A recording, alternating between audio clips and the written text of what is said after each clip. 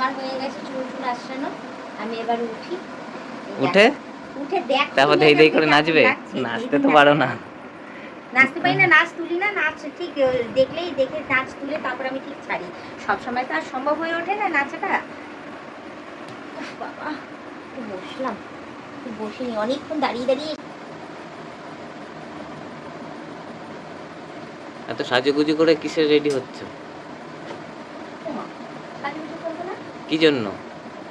Reels বানাবো না নাকি? রিলস আর সব শেষ হয়ে গেছে, রিলস বানাতে হবে না? রিলস বানাতে হবে? হ্যাঁ, রিলস বানাতে ও হবে। নিজের প্রয়োজনে কি সুন্দর করে শাড়ি পরে একদম সুন্দর করে সেজেগুজে একদম রেডি হয়ে যায়।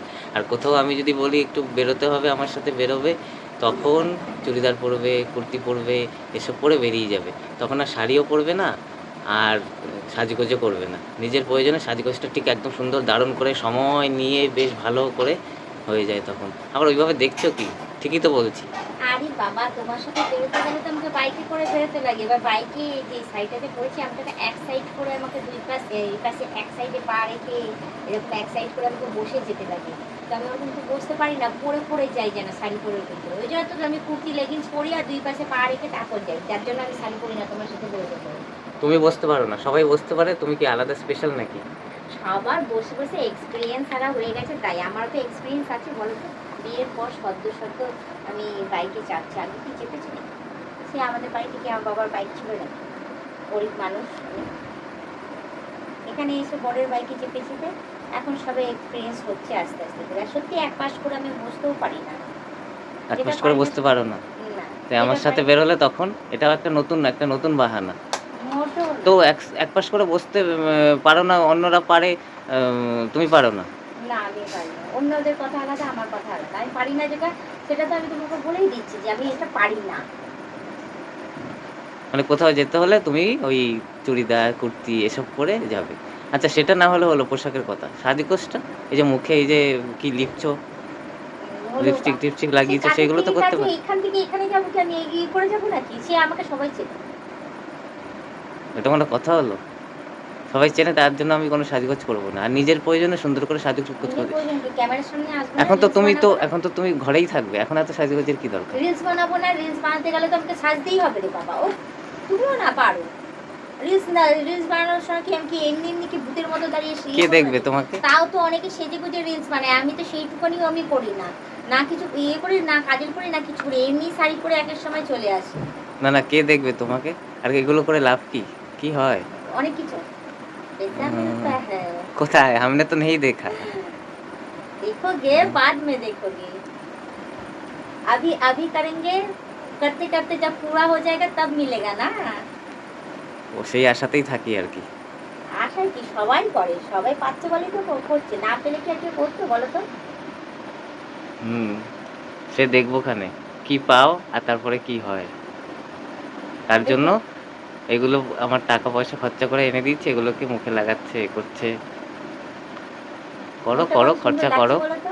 সে তো লাগছে, কিন্তু কথা হচ্ছে যে এখন তো কোথাও বেরোচ্ছি না আমি, এখন ঘরের মধ্যে থাকবে, তার জন্য কত কি করছে।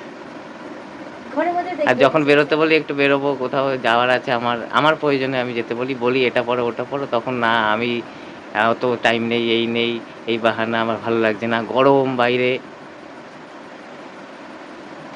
বেশি বকো না তো, বকো না। এদিকে আমার দেরি হয়ে যাচ্ছে, তাড়াতাড়ি করে রিলসটা আমি কমপ্লিট করবো। কমপ্লিট করে এসে তারপরে আমার এখন কত কাজ।